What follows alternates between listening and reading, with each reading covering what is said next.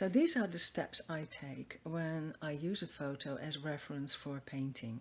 Number 1, I make a pencil sketch. And not a very detailed pencil sketch, because that's not its purpose. Its purpose is to find out the values and the composition of the painting I want to make. 2, I take my prepared canvas and in the same colors I sketch the composition. This is usually the point where I still make some changes.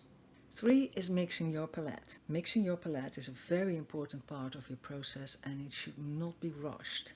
Block an hour and a half, whatever you need, but give yourself the time to get your palette correct. And then comes the fun part. Finally, we're going to start the real painting.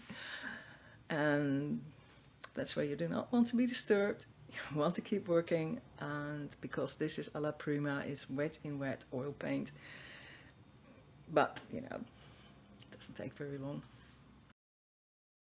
And then this is your result. So it is really, really important that you use your reference photos the right way. There is a wrong way to use it, which is in this video here, if you want. And I think you should see this, because it is important to keep these things in mind, otherwise you make bad art. Bye.